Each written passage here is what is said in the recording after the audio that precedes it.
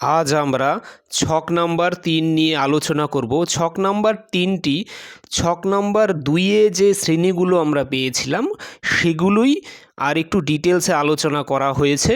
ঠিক আছে, যেসব তথ্য আমরা পেয়েছিলাম, ঠিক আছে, সেগুলো এখানে বের করা হয়েছে। যেমন ধরো ছক নাম্বার ২-এ ছিল শ্রেণীগুলো কী কী ছিল? দৈনিক খরচ ৭০ থেকে ১০৫ শ্রেণী ছিল, ৩৫ ছিল শ্রেণীর দৈর্ঘ্য। ঠিক আছে, তারপরে ১০৫ থেকে ১৪০, যেই ছক নাম্বার ২-এর যে শ্রেণীগুলো ছিল এগুলোই আমি আবার লিখেছি। মোট ৬টি শ্রেণী ছিল। ঠিক আছে, লাস্টটি ছিল ২৪৫ থেকে ২৮০। আচ্ছা, শ্রেণীর পরিসংখ্যা তো ছক নাম্বার ২-এ ছিল শ্রেণী পরিসংখ্যা ৭ ছিল, ৭০ থেকে ১০৫। এখানে ৭৫ ছিল ৪ বার, ৯০ ছিল ৩ বার, তো ৭। শ্রেণী পরিসংখ্যা এখানে ১৩ ছিল, তো মোট শ্রেণীর পরিসংখ্যা ৫০। আচ্ছা, শ্রেণী সীমা ছিল এখানে, এটা উচ্চ সীমা, এটা নিম্ন সীমা। ঠিক আছে, এগুলো এইভাবে বের করা যাবে। এটা ১৪০ উচ্চ সীমা, ১০৫ নিম্ন সীমা, ১৭৫ উচ্চ সীমা, ১৪০ নিম্ন সীমা। শ্রেণী সীমানা কত হবে বলো তো? শ্রেণী সীমানা আর শ্রেণী সীমা একই হবে, কারণ এখানে তো দেখো এর উচ্চ সীমা, এই শ্রেণীর উচ্চ সীমা আর এই শ্রেণীর নিম্ন সীমার মধ্যে তো কোনো গ্যাপ নেই, তাহলে শ্রেণী সীমা আর শ্রেণী সীমানা একই হবে।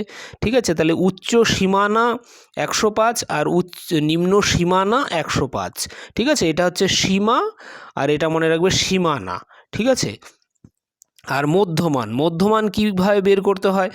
এই দুটির গড় মান, মানে ৭০ যোগ ১০৫ ডিভাইডেড বাই ২। ৭০কে ১০৫-এর সাথে যোগ করলে হয় ১৭৫। ১৭৫কে যদি তোমরা ২ দিয়ে ভাগ করো দেখবে ৮৭.৫ হবে। আবার মধ্যমানটা এই শ্রেণী সীমানা থেকেও বের করা যায়, শ্রেণী সীমানারও গড় ৭০ যোগ ১০৫ ডিভাইডেড বাই ২, দেখবে ৮৭.৫ আসছে। এটা হচ্ছে শ্রেণীর মধ্যমান। অনুরূপভাবে তোমরা এগুলোও বের করতে পারবে। এখানেও ১০৫ যোগ ১৪০ ডিভাইডেড বাই ২। ঠিক আছে, তাহলে এখান থেকে হবে ২৪৫। ২৪৫কে ২ দিয়ে ভাগ করলে হবে ১২২.৫।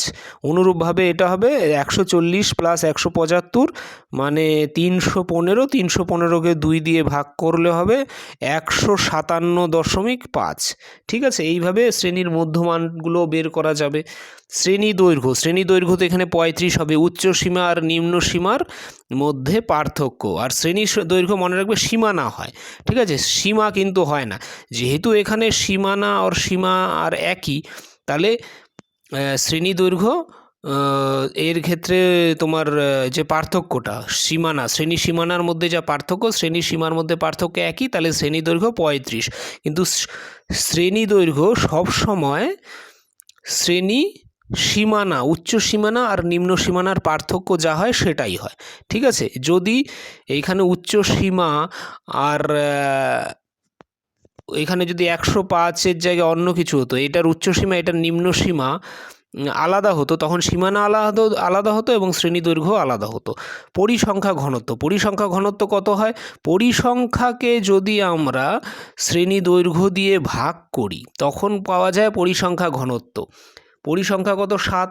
৭ ডিভাইডেড বাই ৩৫ মানে 0.2। ঠিক আছে, এখানে দেখো ১৩, এখানে ভুল লেখা আছে, এটা ১৩ হবে। ১৩ ডিভাইডেড বাই ৩৫ করলে দেখবে 0.37 আসছে।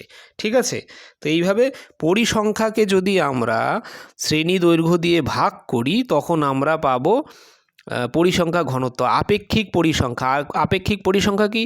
শ্রেণী পরিসংখ্যা তাকে ভাগ করব মোট পরিসংখ্যা দিয়ে। ঠিক আছে, শ্রেণী পরিসংখ্যা ডিভাইডেড বাই মোট পরিসংখ্যা, তাহলে ৭ ডিভাইডেড বাই ৫০। ৭কে যদি ৫০ দিয়ে ভাগ করি তাহলে 0.14 হবে। এখানে হবে ১৩ ডিভাইডেড বাই ৫০, 0.26 হবে, এটা ১৩ হবে। ঠিক আছে, ১৩ ডিভাইডেড বাই ৫০ করলে 0.26, ১১ ডিভাইডেড বাই ৫০, তো এটা হচ্ছে আপেক্ষিক পরিসংখ্যা। তারপরে পরিসংখ্যার শতকরা হার। আপেক্ষিক পরিসংখ্যাকে যদি আমরা ১০০ দিয়ে গুণ করি তাহলে পরিসংখ্যার শতকরা হার। তো এইভাবে আমরা এই পুরো ছকটি পূরণ করতে পারবো। ঠিক আছে, এবার আরও কিছু উদাহরণ। আমাদের স্কুলে ছাত্রছাত্রীরা সারা বছর ধরে স্কুলের বিভিন্ন অনুষ্ঠানে অংশগ্রহণ করে, ওই অনুষ্ঠানগুলোয় তারা তাদের মতো কিছু করে, তাই বছরের শেষে কিছু নম্বর দেওয়া হয়। এই রকমই আমাদের স্কুলে ৪০ জন ছাত্রছাত্রীর প্রাপ্ত নম্বর নিচে দেওয়া হলো। ঠিক আছে, ৪০ জন ছাত্রছাত্রীর এই নম্বর।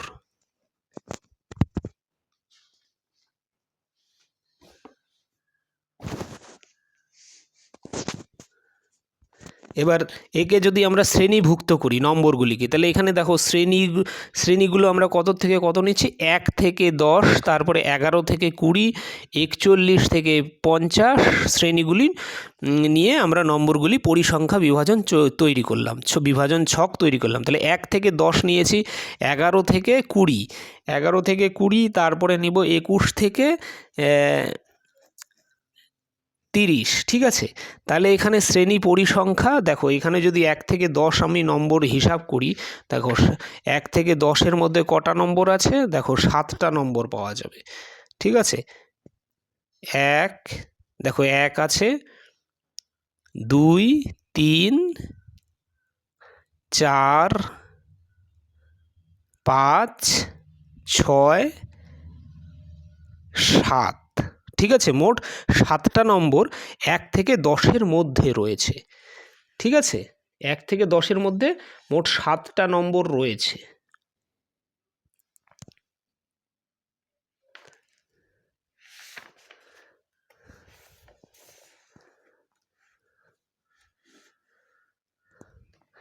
তাহলে এখানে 7 হবে।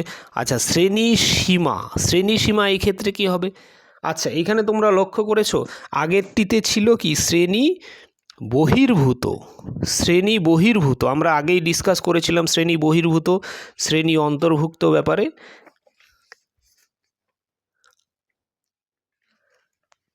শ্রেণী বহির্ভূত পদ্ধতি দেখো, শ্রেণী বহির্ভূত পদ্ধতিতে এগুলো ছিল শ্রেণী বহির্ভূত পদ্ধতি। শ্রেণীর ঊর্ধ্বসীমা ঠিক পরবর্তী শ্রেণীর নিম্ন সীমার সমান হবে, কিন্তু এটা শ্রেণী অন্তর্ভুক্ত পদ্ধতিতে শ্রেণীর ঊর্ধ্বসীমা পরবর্তী শ্রেণীর নিম্ন সীমার সমান হবে না, ঠিক আছে। তার মানে এই সংখ্যাগুলি এই শ্রেণীরই অন্তর্ভুক্ত। এই ক্ষেত্রে এই সংখ্যাটি পরের শ্রেণীটির অন্তর্ভুক্ত, 105 পরের শ্রেণীটির অন্তর্ভুক্ত। তো আমি যেখানে এইখানে আলোচনা করলাম এটা শ্রেণী বহির্ভূত পদ্ধতি, ঠিক আছে। আর এখন যেটা পেয়েছি দেখো শ্রেণী অন্তর্ভুক্ত পদ্ধতিতে, ঠিক আছে, শ্রেণী অন্তর্ভুক্ত পদ্ধতিতে দেখো ঊর্ধ্বসীমা, এটার ঊর্ধ্বসীমা আর এটার নিম্নসীমা এক নয়, আলাদা। আগের উদাহরণটায় কিন্তু আমরা ঊর্ধ্বসীমা আর এর নিম্নসীমা একই পেয়েছি, এখানে ঊর্ধ্বসীমা আর নিম্নসীমা আলাদা, এর নিম্নসীমাটা আলাদা, ঠিক আছে। তাহলে এই পুরো সংখ্যাগুলো যতগুলো 1 থেকে 10 সব এই শ্রেণীরই অন্তর্ভুক্ত। আগের উদাহরণে যে ঊর্ধ্বসীমাটা ছিল আগের শ্রেণীর, সেটি পরের শ্রেণীভুক্ত ছিল, ঠিক আছে। ওটা শ্রেণী বহির্ভূত পদ্ধতি, এটা শ্রেণী অন্তর্ভুক্ত পদ্ধতি। তাহলে এখানেও শ্রেণী পরিসংখ্যা তোমরা বের করতে পারবে সহজেই। দেখবে ওখানে 11 থেকে 20-র মধ্যে কি কি নাম্বার আছে, কটা নাম্বার আছে সেটা লিখতে হবে, ঠিক আছে। যেমন প্রথমটা তোমাদের গুণে দেখিয়ে দিলাম, 40-এর মধ্যে 7টা নম্বর রয়েছে 1 থেকে 10-এর মধ্যে। ঠিক একইভাবে 11 থেকে 20-র মধ্যে থাকবে, ঠিক আছে, কিছু নম্বর তোমরা হিসাব করে বার করতে পারবে। আর শ্রেণীর নিম্নসীমা 11, ঊর্ধ্বসীমা উচ্চসীমা 20, নিম্নসীমা 11, উচ্চসীমা 20। আচ্ছা দেখো এইখানে কিন্তু শ্রেণী সীমানা আলাদা হবে। তো শ্রেণী সীমানাটা কিভাবে বের করব? শ্রেণী সীমানাটা বের করতে গেলে এই আগের শ্রেণীর উচ্চ সীমা আর পরের শ্রেণীর নিম্ন সীমার মধ্যে পার্থক্যটা কত হবে সেটা দেখতে হবে। পার্থক্য দেখো 1 রয়েছে, তাহলে 1 থাকলে উচ্চ সীমাটা কত হবে? এর উচ্চ সীমাটা হবে, এই শ্রেণীর উচ্চ সীমা হবে, উচ্চ সীমানা হবে এই শ্রেণীর উচ্চ সীমা যোগ পার্থক্যকে, যেটা পার্থক্য ছিল তাকে 2 দিয়ে ভাগ করতে হবে। তাহলে 10 প্লাস 1/2 উচ্চ সীমার সঙ্গে যোগ করতে হবে উচ্চ সীমানা পাওয়ার জন্য। উচ্চ সীমার সঙ্গে যোগ করতে হবে যা পার্থক্য, পরের শ্রেণীর নিম্ন সীমার সাথে যেই পার্থক্য তাকে 2 দিয়ে ভাগ করার পরে যা পাওয়া যায় তাকে। তাহলে একে 2 দিয়ে ভাগ করলে, পার্থক্যকে 2 দিয়ে ভাগ করলে 1/2 হয়, মানে 0.5। তাহলে 10-এর সাথে 0.5 যুক্ত হবে, ঠিক আছে। দেখো 10.5। আর এই ধরো এটা নিম্ন সীমা বের করতে হবে, নিম্ন সীমানা বের করতে হবে। নিম্ন সীমানা বের করতে গেলে নিম্ন সীমা নিতে হবে, তার থেকে মাইনাস করতে হবে যেই পার্থক্য, তাকে 2 দিয়ে ভাগ করলে যা পাওয়া যায়। তাহলে 11 থেকে 11 - 1/2, 11 মাইনাস 1/2 মানে 0.5, 11 মাইনাস 0.5 মানে 10.5, বা এইখানের ক্ষেত্রেও 1 হলেও, ঠিক আছে। নিম্ন সীমার থেকে মাইনাস করতে হবে পার্থক্যকে 2 দিয়ে ভাগ করলে। এই ফর্মুলাটাও আমরা আগে আলোচনা করেছিলাম, বইয়ে দেওয়া রয়েছে। তাহলে এটা দেখো 0.5 হয়ে গেল, এটা 10.5 হয়ে যাবে, এটা 11টা 10.5 হয়ে যাবে, আবার এটা দেখো 20.5 হয়ে যাবে। এইবার দেখো এই দুটো মিলে গেল, ঠিক আছে। তো এইভাবে করতে পারবে। এটা 21টা 20.5 হয়ে যাবে, কমে যাবে, এটা কমে যাবে, এটা 0.5 বেড়ে যাবে, এটা হবে 30.5, আবার এইটা হয়ে যাবে 30.5, ঠিক, এটা 30.5 হয়ে যাবে, এইটা হয়ে যাবে 40.5। আগেরটা 0.5 কমে যাবে, পরেরটা 0.5 বেড়ে যাবে। এইখানেও আগেরটা 0.5 কমে যাবে, পরেরটা 0.5 বেড়ে যাবে। আচ্ছা, মধ্যমান তো এই দুটো উচ্চ সীমা প্লাস নিম্ন সীমা করে 2 দিয়ে ভাগ করতে হবে।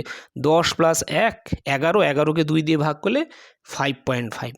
এটা এই ফর্মুলাটাও নিতে পারি।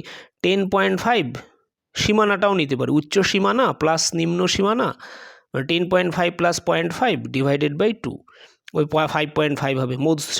শ্রেণী দৈর্ঘ্য হবে কিন্তু উচ্চ সীমানা বিয়োগ নিম্ন সীমানা। এখানে কিন্তু উচ্চ সীমা বিয়োগ নিম্ন সীমা হবে না, ঠিক আছে। এখানে দেখো বিয়োগ করলে 9 আসে, কিন্তু এখানে 10 রয়েছে। 10 মানে উচ্চ সীমানা বিয়োগ নিম্ন সীমানা। আর পরিসংখ্যা ঘনত্ব তো হবেই 7কে যদি আমরা 40 দিয়ে ভাগ করি,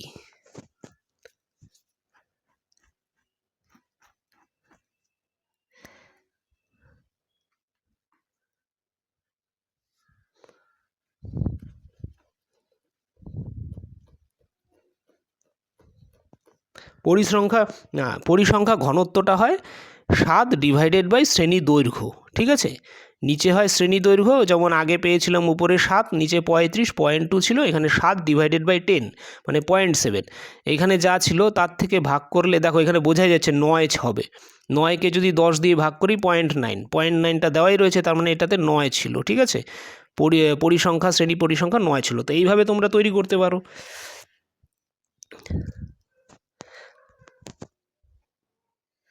মিহির এক ঝুড়ি আপেলের ভিতর থেকে 35টি আপেল নিয়ে তাদের ওজন নিচে লিখলো, ঠিক আছে। 35টি আপেলের ওজন। আমি উপরের তথ্যের এমন একটি পরিসংখ্যা বিভাজন ছক প্রস্তুত করি যেন উহার প্রথম শ্রেণীটির মধ্যমান 70 গ্রাম হয় এবং পরে প্রত্যেকটি শ্রেণীর দৈর্ঘ্য 20 হয়, ঠিক আছে। প্রথম শ্রেণীর মধ্যমান 70 গ্রাম এবং প্রত্যেকটি শ্রেণীর প্রসার 20 হয়। তাহলে প্রথম শ্রেণীর নিম্ন সীমা কত হবে? 70 মাইনাস 20/2, ঠিক আছে। তার মানে এটা 60 হবে।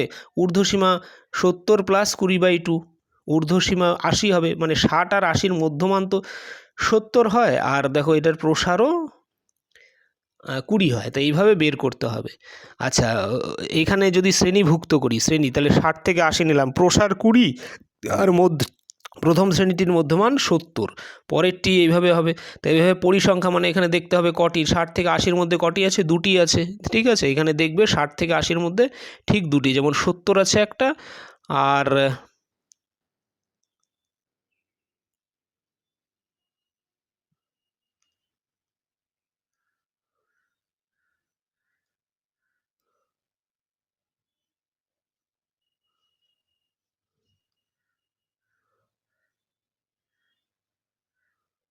এই যে 78, 70 আর 78 2, তো 80 থেকে 100-র মধ্যে 9টি থাকবে। তো এইভাবে পরিসংখ্যা এভাবে ছক করতে পারবে, বিভাজন তালিকা তৈরি করতে পারবে, ঠিক আছে।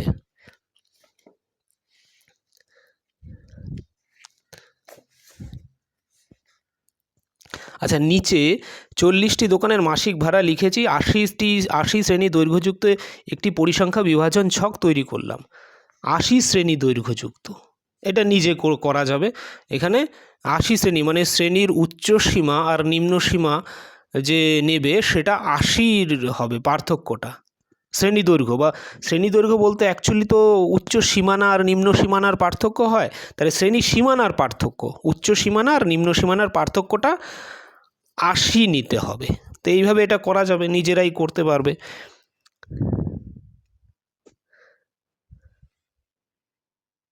সপ্তম শ্রেণীর 40 জন ছাত্রছাত্রীর 100 নম্বরের গণিত পরীক্ষার প্রাপ্ত নম্বর, ঠিক আছে। তো এইভাবে এটা করা যাবে। এইভাবে একইভাবে এখানে দেখো শ্রেণীর দৈর্ঘ্য 30 থেকে 40 নিয়েছে, মানে 10 রাখা হয়েছে। আচ্ছা, এইখানে একটা জিনিস আরেকভাবে তৈরি করা যায়। দেখো, এই জিনিসটাকে আমি এইভাবেও লিখতে পারি।